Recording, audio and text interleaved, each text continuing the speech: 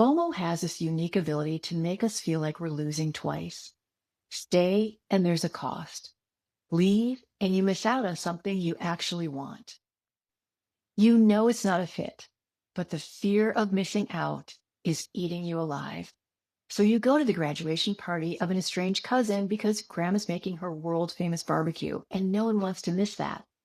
Or you hang out at the comedy club way past your bedtime because there's a rumor Dave Chappelle is going to stop by. Or perhaps the FOMO with the biggest stakes. You stay in a professional situation despite the red flags because walking away feels like quitting on yourself. FOMO has this unique ability to make us feel like we're losing twice. Stay and there's a cost. Leave and you miss out on something you actually want. By the end of this video, you'll know exactly why that happens, what it's costing you, and a two-part check you can use the next time FOMO has you stuck. Because here's what I've learned. FOMO isn't just a feeling, it's a gremlin. And like all gremlins, it's really good at disguising itself as logic. Hi, I'm Laverne McKinnon, and this is Moonshot Mentor. If something at work has changed that you really didn't want to change, I am so sorry. And I'm so glad that you found your way here. Because this is where we talk about what happened and how to figure out what comes next without feeling like you're throwing spaghetti against the wall. If you want more of these conversations, please subscribe. And if something here resonates, you can always reach out. I'd love to hear your story. Let's jump in. Gremlins are what I call negative self-talk. We all have them, even the C-suite leaders that I coach. The job of the gremlin is to keep you small and to stop you from reaching your potential. The good news, when a gremlin shows up, it means that you're onto something really great. FOMO is one of the slipperiest gremlins because it doesn't sound like fear. It sounds like opportunity. It whispers things that seem completely reasonable. You've already put in so much. This might not come around again. Maybe you're overreacting. What if you regret not going? The FOMO gremlin has you convinced that this opportunity will never come around again. It also tugs at our sense of belonging in community. Like I said, it's slippery. So here's a classic example of FOMO in the workplace. And I'm going to use my client, Maddie. I always make up names to help protect confidentiality. Maddie knew that she was lucky. She had been employee number 6 at a tech startup that went public. And so she cashed out very nicely. And she took some time off. And then she decided to use her financial windfall to invest in female-driven businesses in the tech space. There was one investment that she'd made where she had gone so above and beyond, and she really poured herself into it, like way beyond anything that had to do with the financial investment. Like she was really showing up in more ways, like operationally, strategically, etc. But along the way, there was this growing list of yellow flags, let's call them.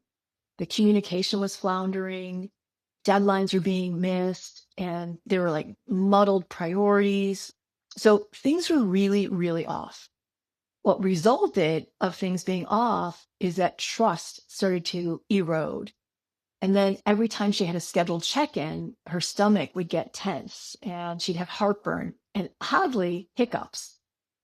But she stayed and she ruminated. And the conversations that she was having with her husband were incredibly frustrating for him because he's like, why are you staying? We are financially fine. It's okay if you leave. When she described it to me, she said something that I just haven't been able to stop thinking about. She wanted to know, how do you put your values on the back burner in order to honor what your heart wants? That's the FOMO gremlin right there, dressed up as a genuine dilemma. When you've invested significant resources, leaving, it can feel like wasted potential. But here's what's actually happening. Sunk cost thinking, also known as sunk cost fallacy. The time, energy, and relationship capital that you've already spent, it starts to feel like an argument for staying. as if the past investments are the only reason to keep going, regardless of what else is in front of you. Have you heard the expression, don't throw good money at bad? Same principle right here. It cuts a very convincing case for staying put, and it doesn't give you the space to truly analyze a situation from your own values and purpose. Here's what was extra frustrating for Maddie. This wasn't the first time she found herself in a high stakes work related FOMO situation.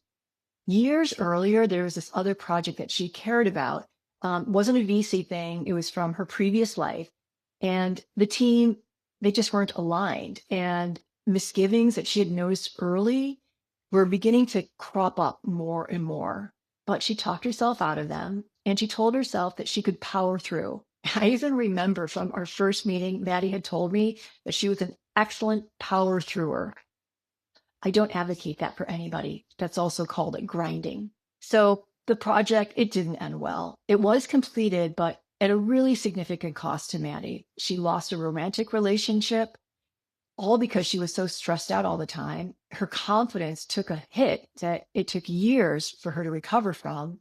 And the joy that she was taking in her work, it had flamed out. But she'd been too scared of missing out on the big win that would make her resume shine and what she believed would distinguish herself from her external colleagues. Maddie carried that experience into this new situation, which meant that she had something that most people don't have. When the FOMO gremlin gets loud, she had evidence. She had lived proof of what it cost her to stay when the values are telling you to go. Evidence is leverage, but only if you're willing to use it. When the FOMO gremlin is circling, sort of like a vulture checking for a pulse, try out this two-start process. I use it with clients to get them out from underneath that death stare of, I'm about to be eaten alive if I don't do this thing. The first step of this tool, part one, is name the values. When you imagine staying, what values are you honoring? And when you imagine leaving, what values are you honoring? Getting clear on both of these answers, it's going to help you make a choice from what's most important to you, rather than making a choice out of fear.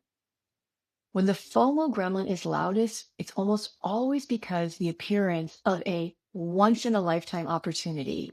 And so that is in the driver's seat as opposed to your values that got shoved in the trunk. So your job is to get your values front and center. Now, when Maddie tried this out, she knew that if she stayed, she would be honoring a value of commitment. She'd always been someone who prized saying what she did and doing what she said, which is why the idea of leaving was so hard, because it impacted how she saw herself as someone who took commitment very seriously. And she didn't want to appear not committed. And she was also sensing that she was being rigid with this value. Leaving meant honoring freedom and autonomy. It also meant admitting something that she'd been avoiding, and she had to face it finally. She and the team no longer shared the same goals or processes. So her commitment was real, but she'd been holding it so tightly that she couldn't see that it was the only thing that was keeping her in the situation, and that was costing her. Just because Maddie was experiencing FOMO, it didn't mean the opportunity wasn't real. It meant she needed to know which of her values staying with the opportunity honored. Okay, the second part of the tool, part two, ask your body. Think of your nervous system as a scout who gets the information first, is out there on the front lines, and then comes back to camp and reports back to the brain and to the heart. Our bodies are frequently the first to know whether an opportunity is a match. So Maddie felt the misalignment physically, even though she didn't have the language for it. She was frequently nauseous and her digestive system was out of whack. And she even checked it with her doctor because she was so concerned and was told that it was most likely stress related. What does your body do when something is stepping on your values? Do you feel a tight chest? Dread, that feeling of dread? I get it. I sometimes get it on like a Sunday afternoon or a Sunday night. And it feels like I'm like back in high school or college, and I have that realization that I forgot to study for a test that was happening on Monday morning. It has that type of energy to it. None of this is background noise. It's data. The gremlin will tell you that physical discomfort, it's just nerves, just the cost of ambition, just part of doing hard things. And sometimes that's true. But there's a difference between the discomfort of growth and the discomfort of misalignment. And your body knows which is which. When Maddie used this two-part tool, she was able to answer her question: how do you put your values on the back burner in order to honor what your heart wants? You don't. Knowingly stepping on your values breaks self-trust. But your values and your heart are not at odds. Maddie's heart just didn't know yet how to make an adjustment because it was afraid of what leaving would say about her. After running the tools and getting clear on which values she would be honoring by staying or leaving, Maddie ended her direct involvement on the project, but she remained a silent investor. So while she would miss taking that public victory lap, she knew that she could remain committed by continuing her investment while protecting her well-being by removing herself from the process. Bottom line, FOMO is a gremlin, which means it deserves exactly as much authority as any other gremlin. None. So don't listen or take its dictates. You're in the driver's seat of your life. When an opportunity is real, but the situation keeps bumping up against what you value most, that's not a reason to push through it. The discomfort you're feeling isn't the cost of ambition. It's the cost of ignoring what you already know. The question isn't whether you miss out. You probably will. Some opportunities don't come back. The gremlin is right about that part. But what the gremlin conveniently leaves out, staying has a cost too. Is it worth it? Only you can answer that question. Okay, that's it for today. If you'd like to work more deeply with me in a group format, join my Solid Ground community. You can learn more on my Substack, Moonshot Mentor. It's a great program where you get video lessons. We have live career conversations. There are weekly meditations and exclusive journal prompts. I hope you check it out. And before we go, I have to say a very, very big thank you to Kara for the video editing and for Lauren Deacon for all of the Moonshot Mentor organizational operations genius that she brings to the table. And thank you for being here. It means so much that you would spend your time with me, and I look forward to seeing you next time.